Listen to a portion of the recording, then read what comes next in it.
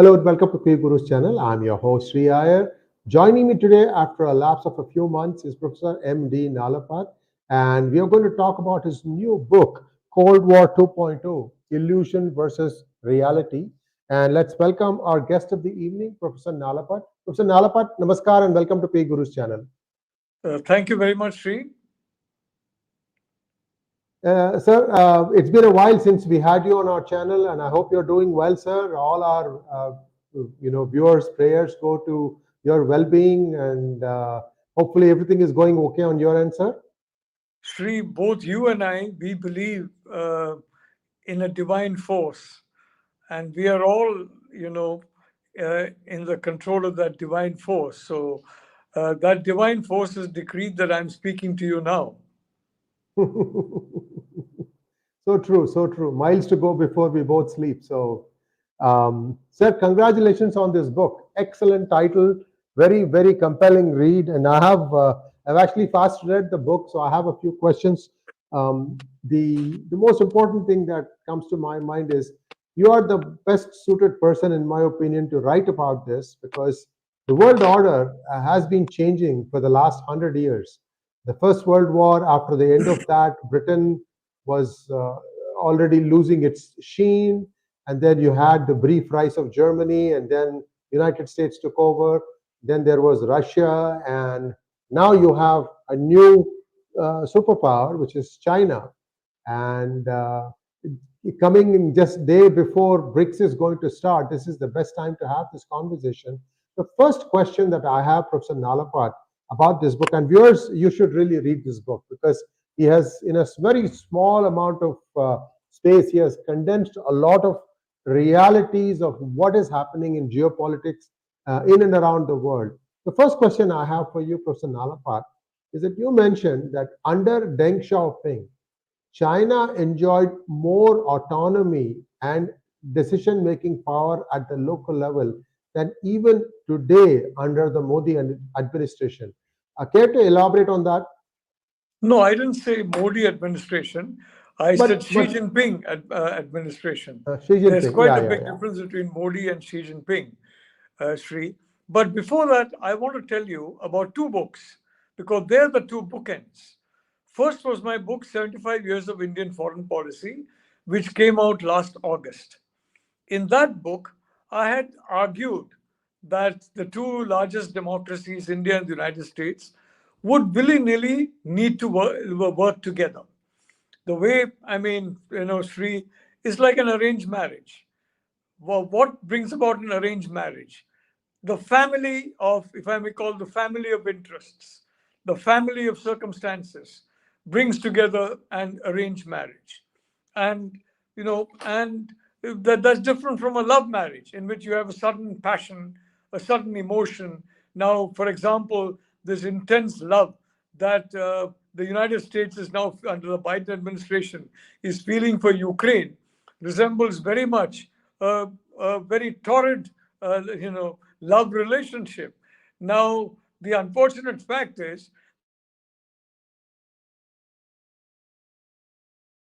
usually last a lot longer than than these kind of torrid love marriages. So, having said that, I want to point out when I wrote that book and I made it clear that the two big democracies need to work together to basically ensure not war but peace, that Asia should not go the way of Europe in the first half of the 20th century did.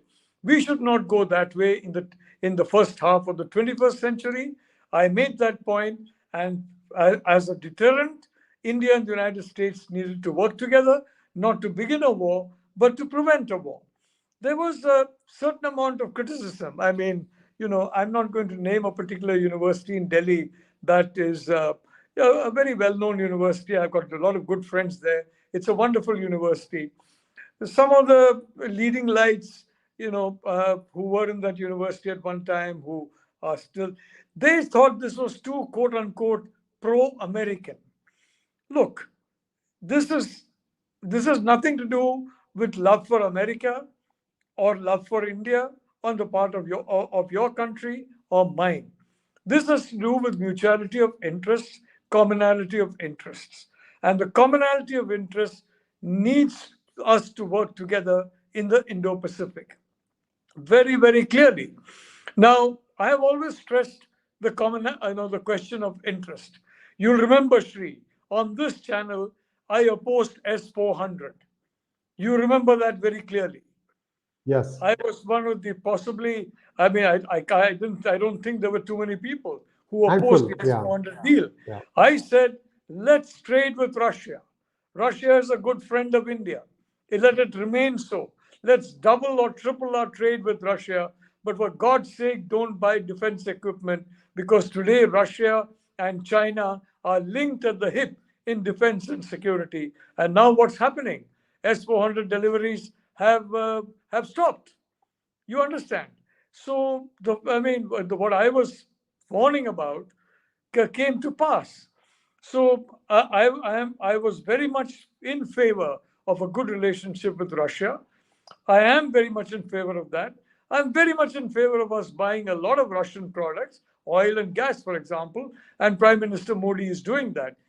I'm very happy to say, in a very abundant fashion, but not defense equipment. Certainly not the S-400, a very critical system. When its partner linked at the hip in matters of defense is China. And when you've got partners linked to the hip, they share a lot of strategic information. So I look at things from the point of view of reality. It's not illusion, it's reality. And the point about reality is it's hard, cold fact. Illusion is based on emotion, it's based on subjective characteristics. So when I wrote that book, and I got this kind of blowback from some people, the book has done very well, by the way, overall, especially among young people. I was okay with it. This is the second bookend, Cold War 2.0, because I wanted these two books I had planned in my mind before I wrote them. And I wrote this book to point out the inevitability of, if I may say so, what we are witnessing now, the inevitability of a separation, a distance between China and the democracies, between tech, for example, into two tech worlds, the China-centered tech world and the democracy-centered tech world. I think we have discussed that in PGurus. It's there in my writings, it's there in my talks, it's all over the place. Well, you still have a lot of people who believe, no, we can talk to them, we can sort things out. In the United States, there are more than that. There are people in India who believe that, because we have actually seen our soldiers on the front line, and we have seen some of them getting martyred. And of course, we inflicted our own share of casualties on the Chinese side. But the point of the matter is very simple. It's inevitable. And you are seeing an inevitability about this. Biden, well, there's a lot of talk about the Biden family. I'm not going to go into that. I don't believe, I don't believe in retailing gossip. But the fact is that Joe Biden was not regarded as a hawk on China. He's very much a hawk on Russia. The poor man still believes we are in Cold War 1.0. Otherwise, he would not have romantically jumped into the Ukraine conflict using raw emotion rather than, if I may say so, reason. And unfortunately, a lot of Europe has jumped along with that in raw emotion. Russia today is a junior partner of China. The problem is not Russia, the problem is China. The theater is not Europe. Sorry, Europe, please don't get upset. Sorry, those in North America who are basically think that they are Europeans who have landed on the wrong side of the Atlantic Ocean. It is the Indo-Pacific. And from that point of view, I wanted to make it clear who is going to be the new Soviet Union. It is going to be the People's Republic of China. And in this book, I give the arguments why I believe that. And that is why I call it illusion versus reality. Now it's coming out 28th of August. The printing will be complete. It's going to be on the book stands about a week or a couple of weeks after that. but it's of course available on Amazon, etc. if you pre-book. But the fact is, I did that, Sri, because I wanted to basically say very clearly that this is the situation. I remember the 1930s. You had a few people who pointed out you cannot have a peaceful resolution of the situation in Europe unless you deal with a leader and a governance system that is fundamentally feeding on aggressive instincts and on expansionism. You cannot have it in Europe. They were regarded as fringe. Some of them were called the lunatic fringe, if I may say so. I mean, Winston Churchill was very wrong about India, very wrong about many things, but he was absolutely right about his analysis situation in Europe in the 1930s. And 99% of his fellow conservatives were wrong. I don't want a similar mistake today in the 21st century. I want it to be clear, where our problem is. It's in the Indo-Pacific. It's in China. It's not in Russia. It's not in Ukraine. Quite frankly, Taiwan, India. I mean, let's not talk about India because it's obvious why India is important. Let's talk about Taiwan. Okay, let's talk about Taiwan and India. You have flooded Ukraine, which is, in my view, a second or third or fourth degree, if I may say so, security issue for the United States. And you are selling at top dollar arms to Taiwan, that too in a very restricted way, arms to India, that too not very plentifully because we are not a rich country. We can't afford to buy more than a certain point. For example, 𝙤𝙬𝙤𝙬. I was asked by friends in government when I went against S-400, what's the alternative? And I said, what about 𝙤𝙬𝙤𝙬? They said, do you know what they want to charge for 𝙤𝙬𝙤𝙬? And they quoted a price, an absurd price. And I was told Donald Trump wanted to make top dollar out of India, out of Japan, out of South Korea, about all the allies of the United States. He wanted to make top dollar. I mean, this is ridiculous. If you have, for example, a 𝙤𝙬𝙤𝙬 system in the Andaman Islands, the United States should give it free of cost because it will be vital to the security of the Indo-Pacific instead of charging India top dollar and not even offering. I don't believe the Biden administration has made an offer, but S-400 was during the Trump deal. There was no real firm offer. There was some vague talk and a very huge price tag. So there was no alternative. Why? Because people didn't realize the centrality of India. Now today, for example, you have Taiwan. Taiwan is the first line of defense of India and the United States and Europe. Ukraine is not anywhere in the first, second, or third line of defense, to be frank with you. For a long time, Ukraine was under the USSR. I didn't see the United States disintegrate. I didn't see those countries in Europe. I mean, I can understand Poland and Latvia and Lithuania who were under the Soviet, control, why they are angry. But France or Germany, I didn't see them dissolve because Ukraine was not in their control. I didn't see them dissolve up to 2014 when neutrality was guaranteed by the Ukrainian constitution. I didn't see any of them dissolve. But suddenly, if you argue that if Ukraine goes into the Russian orbit, then what's going to happen? Europe will disintegrate. United States will find itself collapse. Ladies and gentlemen, Europe will disintegrate if we lose the battle in the Indo-Pacific, and that battle is already on. It's on because today you have a hybrid war. It's there in our internet systems. Now we had years ago, I wrote, thank God that, through writing and other things, you can confirm what you said. In the past, when I used to say these things and there was no written record, people would say, no, I can't remember you saying it. I wrote very clearly that the Chinese Communist state, and please remember, I'm not talking of China or the Chinese people. I'm talking of the CCP, specifically the CCP leadership. And these people are using the internet to widen social divisions in India and to widen social divisions in the United States. when the moderate middle shrinks and the extremes on both sides grow, a country becomes unstable. And we are seeing the way social media is acting as a kind of a prime mover of that kind of expansion of the fringe at the expense of the moderate majority. This is part of hybrid warfare.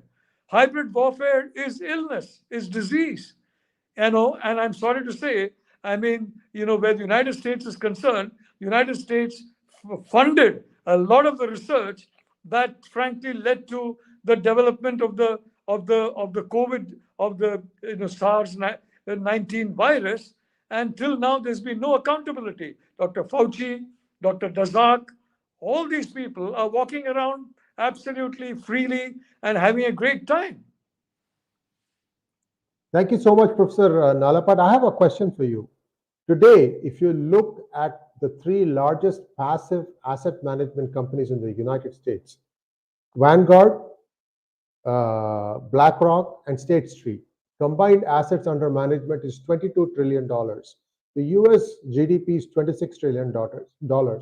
Many now say that it is these big companies now that are actually running the Biden administration, and that Biden has been more or less paying his, going through his checklist of what promises he made in order to become president, and he's just, yielding to all those things. Take a look at the unmitigated, unbridled illegal immigration that's taking place into the United States. BlackRock has benefited. They have interest in energy. They have interest in weapons. They have interest in. I mean, this is a huge conglomerate now. So in such a scenario today, what we are seeing is there is going to be a new BRICS summit, and just before the BRICS summit, what has happened is China's biggest real estate company has declared bankruptcy in a court in New York. So how much do you think the American economy and America is concerned about BRICS being a counterbalance or a counterweight or a counter to dollar? Because euro also was supposed to be that, and it has not been able to do that. Do you see something where US is still trying to kind of peg pull the BRICS back? What are your thoughts on that? Can you tell me which is the worst enemy of the US dollar? What is the worst enemy of the US dollar? Yes. I don't know. I haven't thought the that United States government. Yes. You have gone and weaponized sanctions. For example, this whole question against Russia, for sure. Yeah. Against many countries, but Russia, a very significant country. You cut Europe off from Russian natural resources. The Europeans are committing suicide. The Germans are committing suicide. And that is now, they're slowly choking. And you're seeing that happen.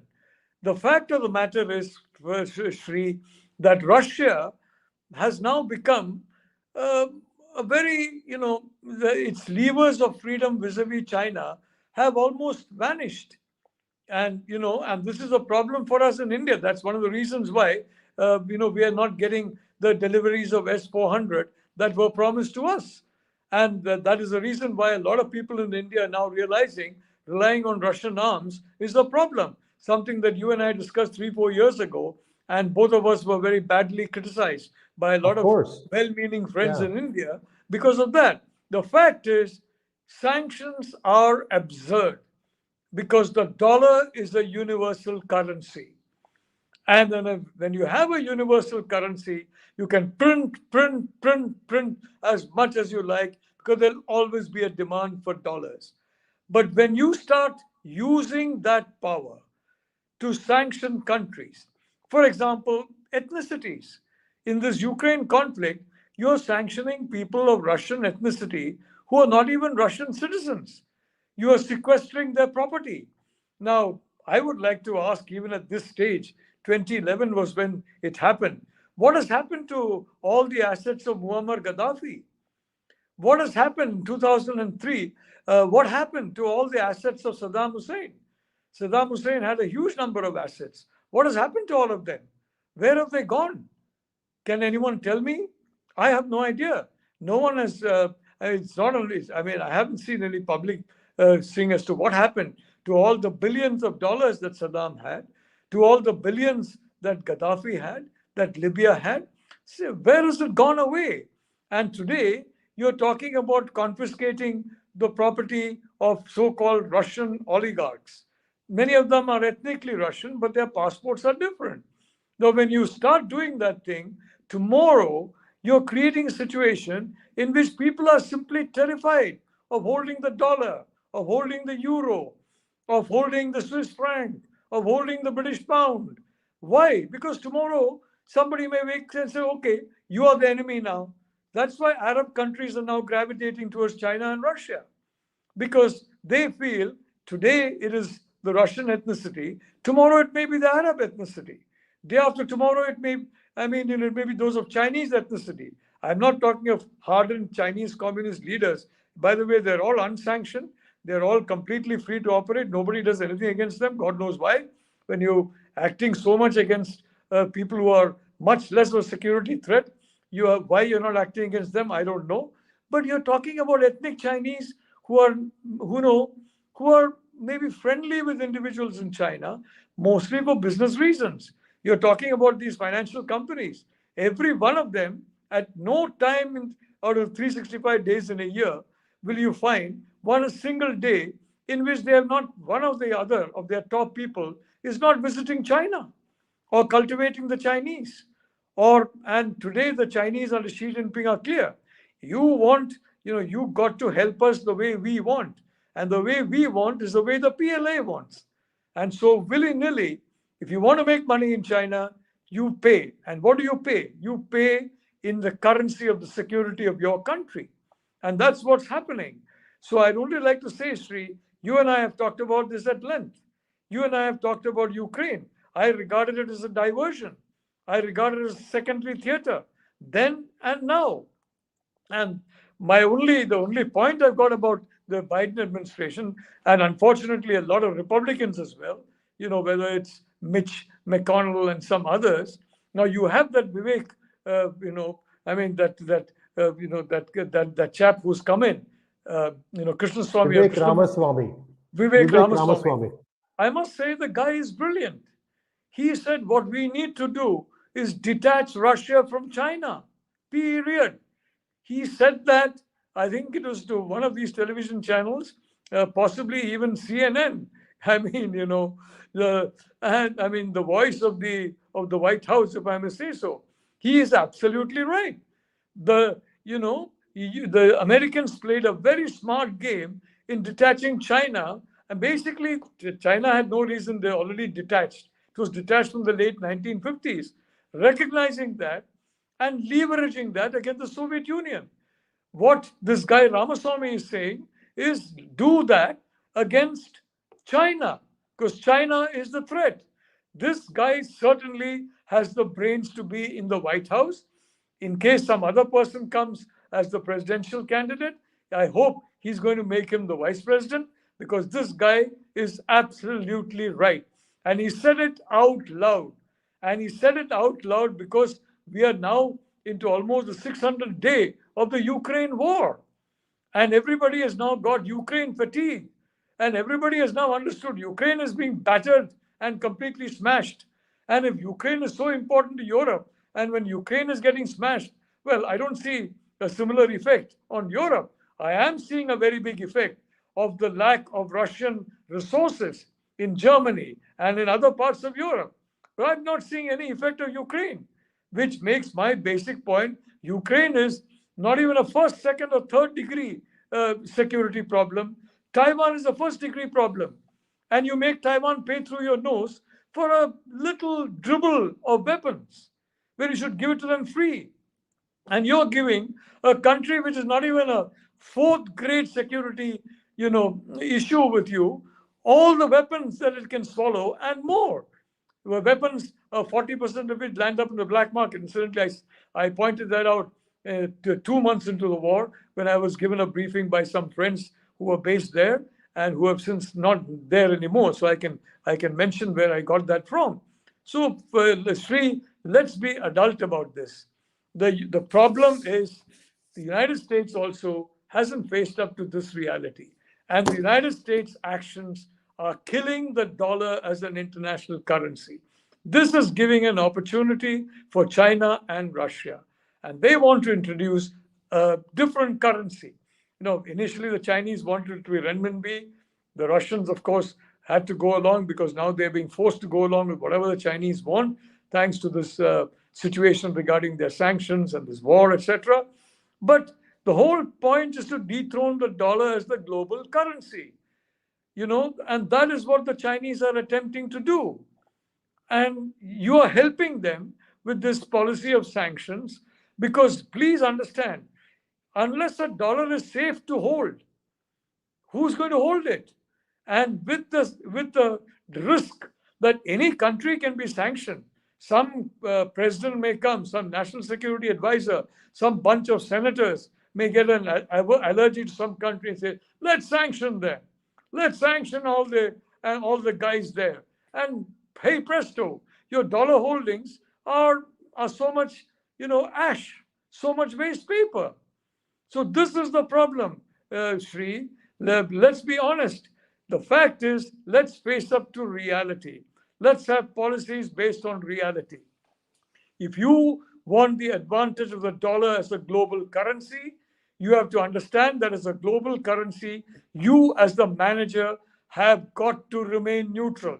The Swiss basically altered their neutrality in the Ukraine conflict, and now you saw, Credit Suisse almost collapse. In my suspicion is a lot of Russian money left, a lot of Chinese money left because Chinese said we may be next.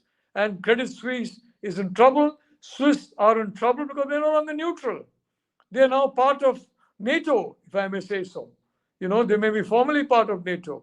It's no longer neutral. You have to have a neutral dollar. And if you don't like that, well, all right, then what you're doing is opening the door for efforts by your enemies to set up a new currency that will accelerate the fall of the dollar. So again, Sri, maybe now there'll be a lot of negativity about what I'm saying. Like there was negativity in the past about some of the things that I've said on your channel. I'm not bothered. 2 or 3 years later, I'll be proved right. I just hope by that time, the dollar is not worthless. Why? 99% because of the actions of the United States government, thinking that the dollar is indispensable. There's a company which there, and I was told in that company there's a policy. The minute a man becomes indispensable, kick him out. Kick him out. We don't want anyone who's indispensable. Don't believe the dollar is indispensable. It's not. Even India is now forced to look elsewhere, mainly because we have this Russian oil. We can't pay in dollars. You're harming your own currency by saying, you're blocking payment to certain countries in dollars. You have to be neutral. So, Sri, in this Cold War, we have got to be cold-blooded about our own policies. And Vivek Ramaswamy, let me tell you one thing, that guy gets it. Not too many people get it. Certainly, I'm not saying Joe Biden gets it. As I told you, Joe Biden is basically like a moonstruck schoolboy where Ukraine is concerned, with all the rationality of a moonstruck schoolboy. But where China is concerned, you've got to be an adult. You've got to be rational. You've got to use your brains, not your glands. And too many people in too many countries are still using their glands and not their brains. Then this is why this second bookend I had to bring out, and which Penguin is bringing out. Penguin is not an Indian publisher. My earlier book was Rupa, one of the finest publishers in the world, an Indian publisher. This is Penguin, acknowledged as one of the top publishers in the world. And why?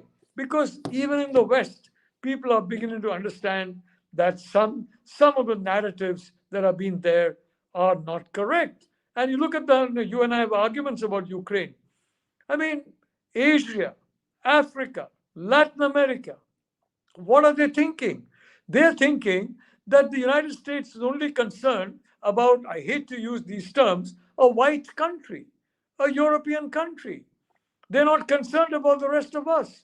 They're putting all their oxygen because there, when you got people dying in all over the world, you got people suffering in Venezuela, you got people suffering inside South, in Africa, in Asia, in Latin America, but nobody's talking about them. It's all about a few people, relative in terms of number, much fewer number of people in Europe. And this is really harming the soft power of the United States in where it counts in the Indo-Pacific. The Japanese are very polite people. The Koreans, under the current dispensation, are very smart about their security. They are coming to you, and but please understand the back of their minds, they must also be thinking, where are these guys going? Don't they realize what the challenge is? We do. They still don't.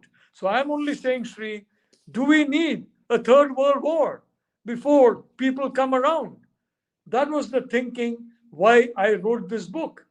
Do we need a third world war? This book is not to promote a war. This book is not about a war.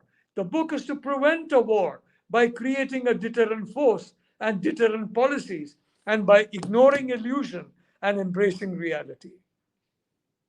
Thank you, Professor Nalapat. There's a question that I wanted to address. This is not related to our topic today, but people keep asking me, when is Vivek going to come on PGurus channel?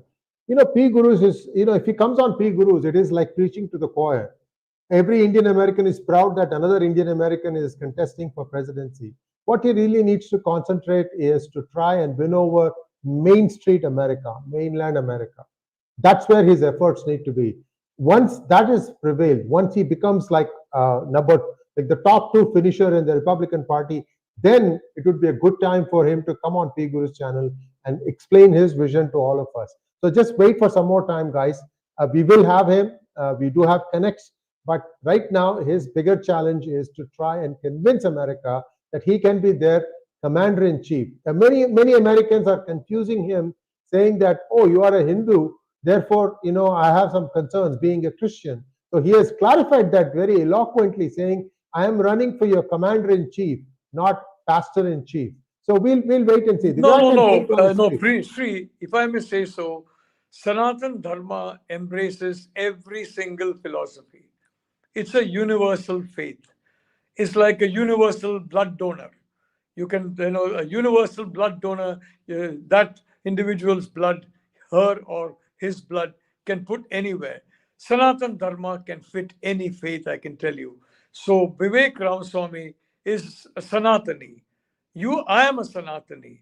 For me, every faith, the Sanatani can embrace every single faith, can learn to live and love every single faith, because the Sanatani does not regard the world in vertical terms, high, low, but horizontal terms, different but equal. So that's one point. Second, I'm told the chap has already now become among the top two. And that's why I'm saying that, yes, I think he should be whoever is the presidential candidate. It could be Donald Trump, frankly, for all you know. As things stand, it could be Donald Trump on the Republican side. And if Joe Biden messes up even more, the Republicans may just win. Then I think a good advice to Donald Trump, and I'm talking as somebody who in 2016 said nice things about Trump, that he'll be the next president. I'd like to say, I would certainly hope that Donald Trump shows that he's not a bigot and he chooses Vivek Ramaswamy. Because let me tell you one thing. I have met people in Europe, United States, everything. And what you call the white people, I would say 90% of them are, in my view, free of racial prejudice. I don't know what the situation was, 100 years ago. Meritocracy today runs I in can their tell blood. you, Yes. 90% are free of prejudice. And when Vivek Ramaswamy talks sense, even CNN has to admit that and not try and put him down, quite frankly. So I think the guy is going somewhere. Somebody has lost their job at CNN trying to do just that. Get this guy as your vice president, I can tell you, because he gets it. He gets the reality of Cold War 2.0. He has no illusions. It's only reality. And again, I'd like to say, using a religious argument against him is absurd because he is a universal faith. Sanatan Dharma is a universal faith, like a universal blood donor. So, I mean, Vivek Ramaswamy embraces every single faith and then some. So, I don't think that's a very good argument that can be used against him. Professor Nalapat, the only challenge here is that Hinduism, Sanatana Dharma, the way it is portrayed in the textbooks in America, and this is a fault of people like me who have put down roots in America but did not spend that little extra time to make sure that their children and America itself learns the correct history about Hinduism. See, the thing is that Hinduism typically is represented as two pictures. One is that of Nataraja dancing on a baby instead of the Rakshasa Muyalakan, who is actually a demon. And what he's trying to do is to suppress the demon from raising his ugly head, but it is pictured as if God is dancing on a baby. And the other picture they use is that of Kali drinking blood. So the problem is that it is a very literal interpretation. And in fact, I will tell you, there are three grades by which this is described by many so-called self-styled Hindu experts in United States of America. Hindu, Hindutva, Sanatana Dharma. In their world, Sanatana Dharma is far worse than Hindutva, which itself, people try to, say that Hindu is good, Hindutva is bad, and when not understanding that the letter Twa in Sanskrit means Hinduness or being a Hindu. So anybody who's a Hindu is also, practicing Hindutva. But this is the kind of understanding they have about Sanatana Dharma. A long way to go about dispelling that. Sri, I'm sorry. I am not a pessimist on these matters. The first point is there. Secondly, I am a Sanatani, and I can assure you that, wrong impressions will be there. And in our own case, do you know that up to 2021, 38% of the significant monuments of the Archaeological Survey of India were the graves of the British soldiers who basically died ensuring that the British Empire prevailed over the Indians. 38% of the ASI significant monuments. I'm talking of not 1947 or 1951 or 61 or 71 or 81. 2021, until Prime Minister Modi found that out and corrected it. So, I am very certain, and as you about descriptions that they have and all, they are welcome to whatever they want. Sanatan Dharma, in my view, there's a destiny about Sanatan Dharma, and there are people who, you had this thing, about that great nuclear physicist. You had that movie, a very powerful movie, a very powerful movie. The fact is, if you read a Sanatani book, the Bhagavad Gita, for example, the Mahabharata, it should be taught in every classroom in the world. It's a civics lesson. When you talk of the Ramayana, it's the quintessential love story of humanity. It's so beautiful. It's such a beautiful story. So my point is, let's not get hung up on, on some people saying this and some people saying that. I've always found the best way to deal with someone who's talking nonsense is to just ignore that person and talk sense. And finally, the sense will reach even him. Now, India, for example, the New York Times, the Washington Post, or CNN, no matter what they say about India, India is definitely today a country which is treated with a high degree of regard by Americans and by the Biden administration. Look at the way Joe Biden, Jill Biden, and Narendra Modi, the way they were together with each other. All three of them. And why?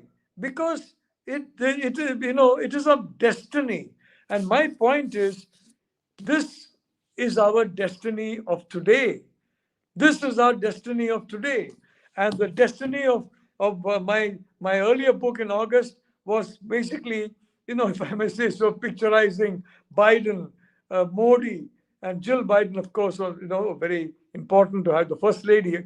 And that has come true. That 75 years of Indian foreign policy by Rupa came true in Technicolor in television screens.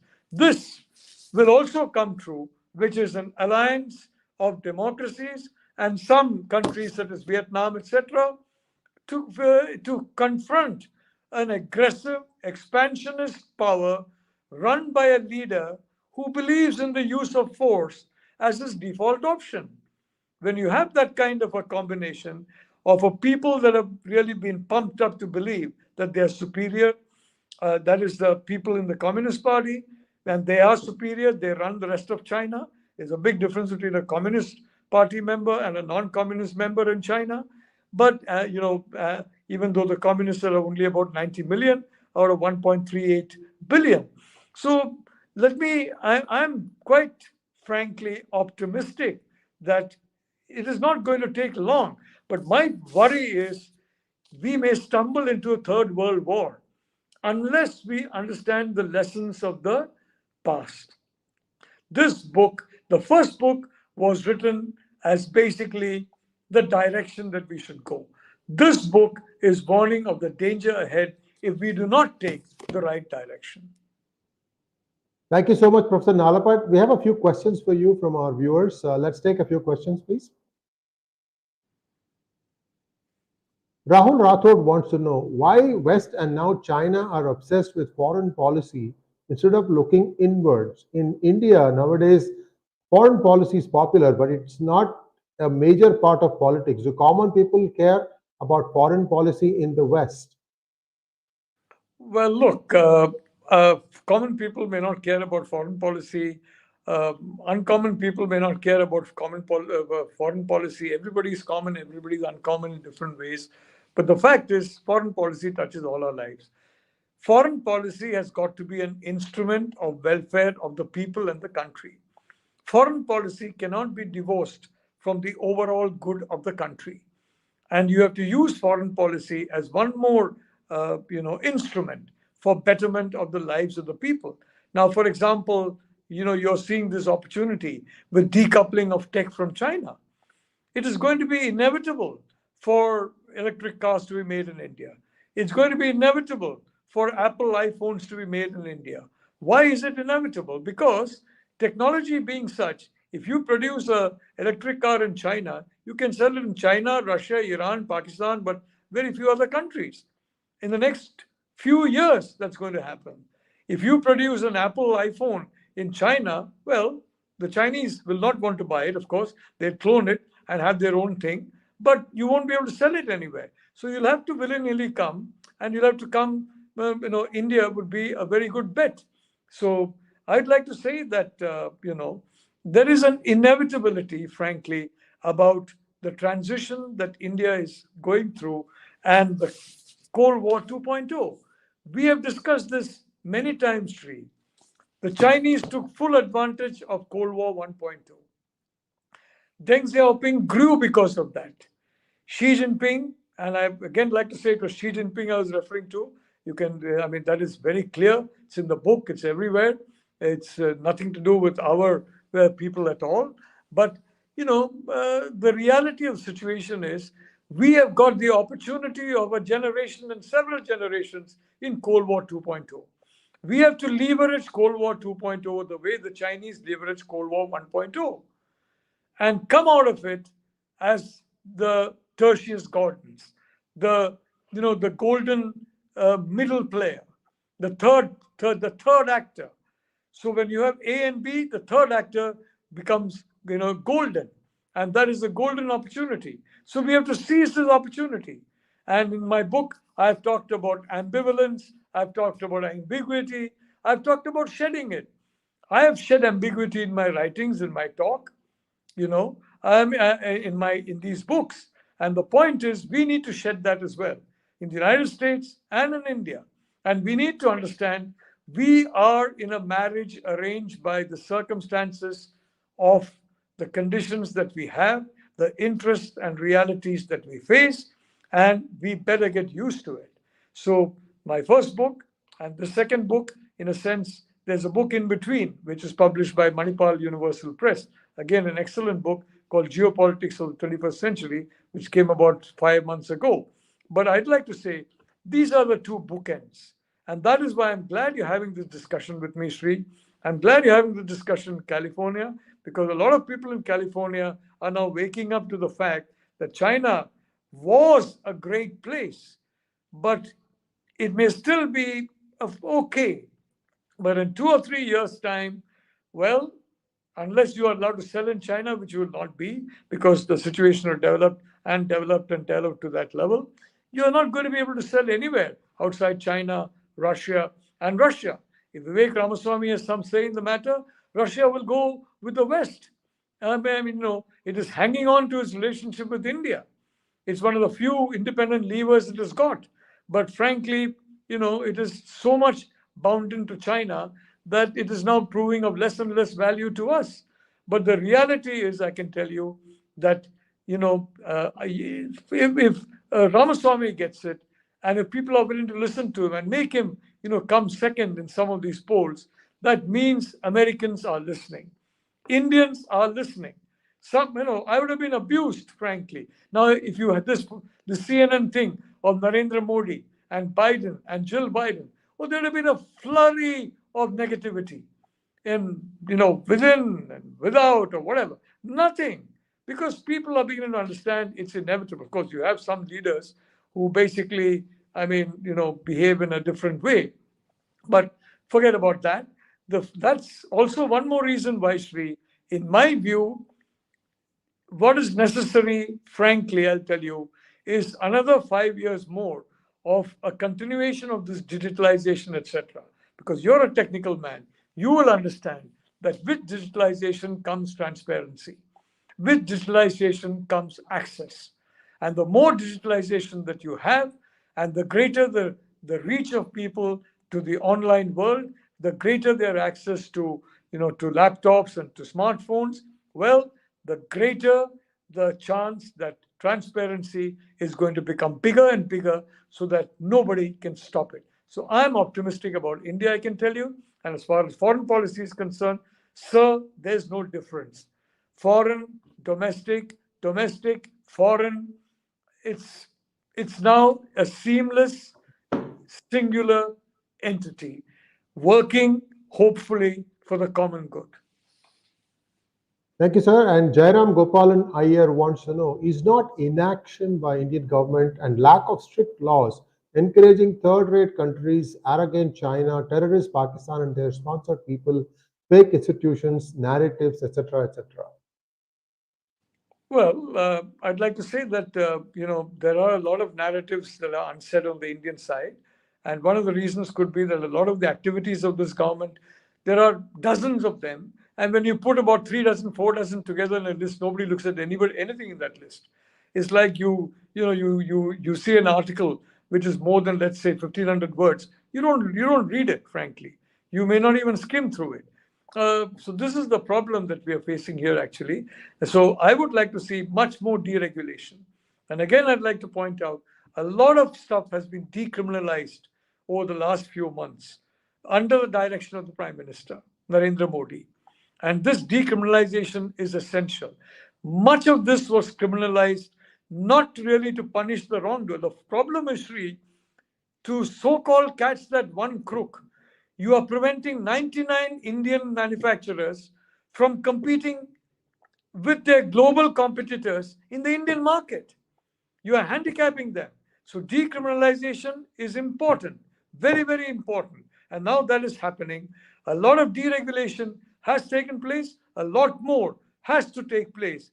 And thank God, for example, we are now, moving into an era where it's not going to be 1860 police law or some 1871, penal code that is operative, but something that is relevant in the 21st century. And believe me, with public discourse coming online, with discussions coming online, with 700 and now it's very soon 900 million Indians having access to the internet via, I hope, very cheap smartphones, which definitely are going to come, cheap laptops, which are going to come. Believe me, Sri, transparency is inevitable. And with transparency comes, if I may say so, integrity and probity. When, it's like I've been pushing so hard for courts to be completely, live streamed. I've been pushing so hard for as many processes as possible to be live streamed. I've been pushing hard for the movement of files to be recorded so that people know when a file is moving up and when it is moving down. And eventually that is going to happen. Why? Public demand. And in my personal view, and I can be faulted for this, I have a right to an opinion. In my personal view, Narendra Modi gets it. He's got a good mind, a modern mind. And in my view, in the next 4 or 5 years, all this is going to happen. Thank you, sir. We have a lot of questions, and I would request you to keep your answers short, Nalapatji, so that we can cover as many as possible. Okay. Me at IPE, Ramaswamy has said that there is no worry about climate change and alternative fuels. Should economies be bothered about investing in green energies? Look, I'd like to say that there will be no worry about climate change provided we can harness the sunlight and provided we can desalinate water, provided we have these technologies. But I can tell you that, climate change is a reality, and it is something that probably Mr. Ramaswamy, like a politician, is playing to a particular base. He knows he's possibly temperamentally unsuited to certain elements of the Republican base. Probably is playing to some other bases. But anybody in the world today who denies the actuality of climate change is basically living in a dungeon. I think there is there's some guy, like Julian Assange, for example, who came and revealed a lot of stuff. He's in some dungeon there. If you're Julian Assange, I would say, and that's your real opinion, I would say because you're out of the real world. Not that Assange would be a climate denier, of course not. But the fact is, you go out and you see climate change. You travel, you see climate change. Every day, in every way, you're seeing climate change. So anyone who's saying that there is no climate change, well, I'm afraid that individual is playing to the gallery. And Vivek Ramaswamy wants to get elected. He's a politician. Politicians want to get elected. They want to come into office. So I guess he's making that particular compromise. Next question, please. Thank you so much, Anupam Dev, for becoming a YouTube member. Yashpal, thank you for becoming a member. Jyotishmati, thank you for your generous donation. Murli Rao, thank you so much. Pranam to Professor Nalapat and Sriji. Your views on the current situation of Chinese economy. How serious is the problem? In my view, Sri, it is extremely serious. At last, my friend Gordon Chang's prophecy of the coming collapse of China is finally coming true. The reality is that this is going to be the problem for China. Cold War 2.0. The more and more people understand this new Cold War, the more and more people understand the reality, the worse it is going to be for industries located in China. The worse it is going to be for Chinese ability to steal technology. So I can tell you that, and you're seeing what's happening now. Real estate, people used to buy real estate to keep their money. Why? Because you could always sell your house and you could sell it at a higher price. Today, you can't sell your house. You can't sell your flat and you can't sell at a high price. You've got to sell at a knocked down price. So there's a collapse of real estate demand. And that's nearly 40% of your GDP comes from that. So I'd like to say the Chinese economy is in big, big, big trouble, in my opinion. But, let me say, I distinguish between the Chinese people and the Chinese Communist Party members. I distinguish between the junior members and the middle members, the senior members, and I distinguish the top leadership, which is in a completely different, universe altogether from any of these other sub-universes. So having said that, I'd like to point out that the top leadership of the Chinese Communist Party is doing a tremendous wrecking job of the Chinese economy by its greediness to grab territory, by expansion to grab interests, And basically, there's a, when I mean, it's like the case of, the monkey who put his hand in the bottle and who took too many peanuts, couldn't take the hand out of the bottle. This is what's happening. This leadership is grabbing too much, and in the process, it's going to end up with very little. Thank you so much, sir. And Bakul Dada, thank you so much. What is our biggest internal risk? In India? Yeah. Yes. Well, the biggest internal risk, in my opinion, will come from this, culture, this colonial era culture of control that is so ingrained in our governance system, where we value process over product. Product is what feeds you. Product is what clothes and houses and makes you healthy. Process is supposed to help create a product. But in India, process has replaced the product. If you produce a product and there is, the process is not A, B, C, D up to some guidebook produced 100 years ago, you get into trouble 20 years later. That's absurd. So I do believe that there has to be protection to those who generate product in the governance system, civil servants, etc.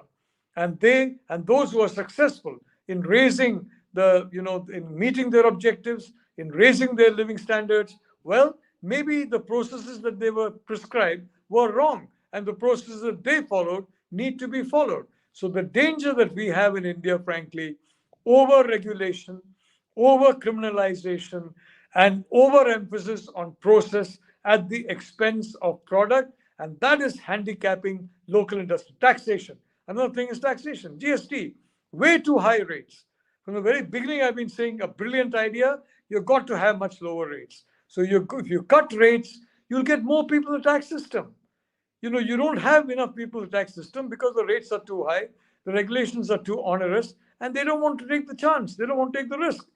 Cut rates, cut this kind of onerous activity, cut this kind of criminalization, and you'll get 10 times more people paying their taxes. 10 times, I know, practical example, Sri. I walked around, just a minute I'll take, and walking around and looked into various small, shopkeepers who, they were small, but they were all handling about 30, 40, 50 lakhs. Only a few of them were declaring GST. The others were going through all kinds of fudging because they said it's too complicated, it's too expensive. If you had a lower rate of GST, you'd have collected way more tax. Because all these guys who were keeping out, they didn't want to keep out, but they said it's just too much for us, we can't compete. And the guys who were paying the GST, many of them went out of business. So you have to have realistic rates. And if you have realistic rates, you'll have greater collection. And I can tell you, there's one individual I addressed this to once in a meeting in which you had a fairly large number of people present, that don't you think lower taxes will lead to greater total revenue? And he said, yes, you're right. And that gentleman, that person was Prime Minister Narendra Modi. And he's absolutely right. So I'd like to see lower rates in this budget. To some extent, Nirmala has done something but not enough. I'd like to see lower rates on GST. I'd like to see much easier compliance. I'd like much further deregulation, much further decriminalization, because that is the one way we can unlock our talent. Thank you so much. And this is the last question. Avinash Mansabdar, how is India playing its cards with US, Russia, China, be it BRICS, SCO, Quad, etc.? Are we smart to dip the curveballs our way? Look, when you're a good player, you don't worry about curveballs. Every ball that is thrown by Mr. Xi Jinping will be a curveball. And the Russians will have to throw the occasional curveball at us to prove that they are loyal to the Chinese and they are loyal for their own survival. I'm not worried about any of these curveballs. I'm just, the point is, friends like you in the United States, in India, those of us who think realistically, I can tell you, when a curveball comes, identify it and let's get away from it. We are smart enough to get away from it. So I'm not really worried about these things. So far as BRICS is concerned, thank God we are part of BRICS, because we can be We seem to have momentarily lost him, and let me do my pitch for wrapping up. Please do like, share, and subscribe to our channel. Don't forget to click on the bell button for notifications. We will have him back as soon as his comes up. I'm not so sure. It could be a phone call that could have disturbed. We had some difficulties during the connection time, even before we started. So I apologize for that. Sometimes these things happen. And thanks once again for joining. And I thought I just heard him.